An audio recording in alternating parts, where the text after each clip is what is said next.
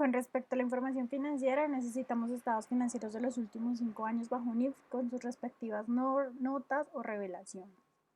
Estados financieros de enero a abril y de enero a agosto para calcular rotaciones de los últimos 5 años, estados financieros acumulados más recientes, Pareto de los últimos 4 años, incluyendo antigüedad de cada cliente. Cuando las empresas tienen muchos clientes, pedimos que nos envíen por lo menos los principales clientes.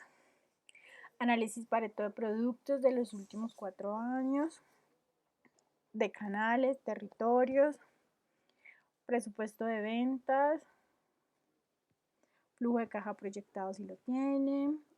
Esto es súper importante, acontecimientos o hitos relevantes que afecten la comparabilidad de los datos de un año al otro. Esto principalmente en el PIG. ¿Por qué?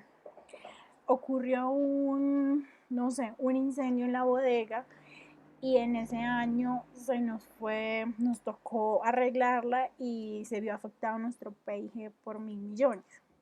Es una cifra significativa que afecta la comparabilidad de un año al otro, ya que no todos los años se me incendia la bodega.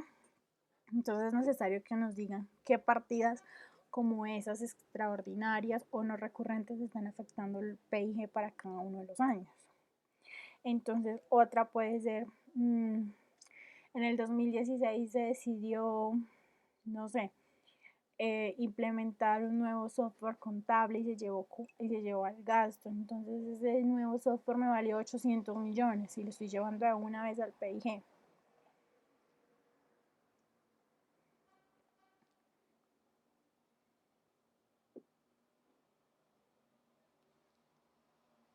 Composición, detalle de ingresos, gastos financieros y otros ingresos y gastos no operacionales. Algunas veces en las notas no vienen detallados, entonces por eso lo pedimos aparte, pero si en las notas viene súper detallado, no hay problema. O muchas veces lo que yo también pido es balance de prueba que nos permite sacar todo ese desglose de cuentas.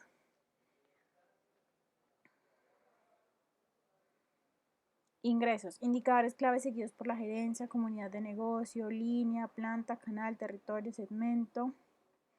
Informes de gestión anuales de los últimos 5 años si los hacen. Política de reconocimiento de ingresos, costos, gastos. Ventas mensuales en valor y cantidad de los últimos 24 meses por línea, canal, segmento, como la empresa lo maneja. Ingresos no contabilizados. Ingresos del año anterior contabilizados en el año siguiente, ingresos del año siguiente contabilizados en el año anterior. Esto ocurre por lo general al final de año. Entonces, ¿qué pasa?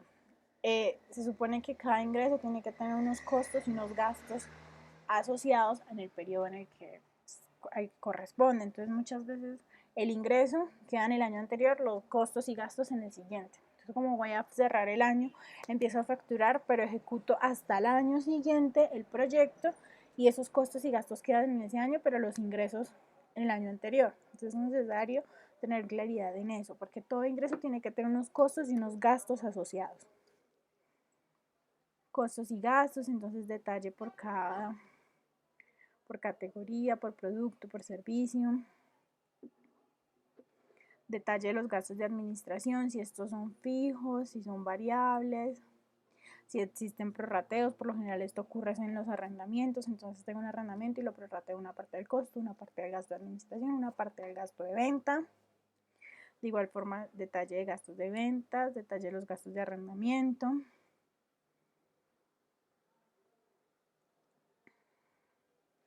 Gastos o costos llevados al activo, inversiones llevadas al gasto o costo, gastos extraordinarios, coyunturales, no recurrentes, fuera del curso ordinario del negocio, que es lo que ya les comentaba, que son esas partidas que no permiten que las cifras sean comparables.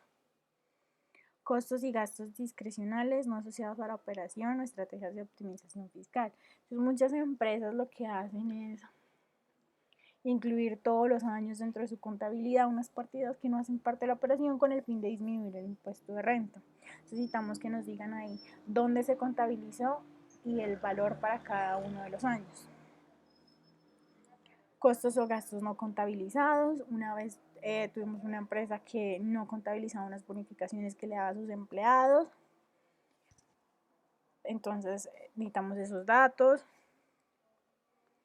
costos o gastos del año anterior contabilizados en el año siguiente, que fue lo que ya les expliqué, que todo ingreso tiene que tener un costo o un gasto relacionado. Personal.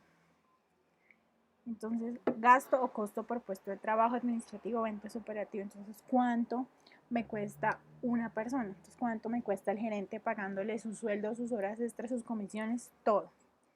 Por lo general, lo que yo hago para calcularles un balance de prueba por terceros de las cuentas y hago una nómina anual para verificar y al final determinar cuánto me cuesta ese puesto de trabajo al año.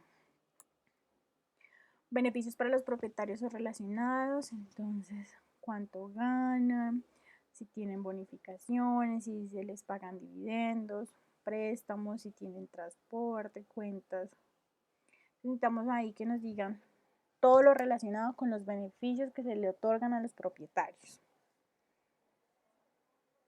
Costo de mercado de un equipo humano no propietario. Entonces, ¿qué pasa? Muchas veces cuando el dueño es el gerente general, la esposa es la jefe de ventas, entonces como son ellos, entonces puede ser que les paguen un salario mayor al comercial o un salario inferior al comercial.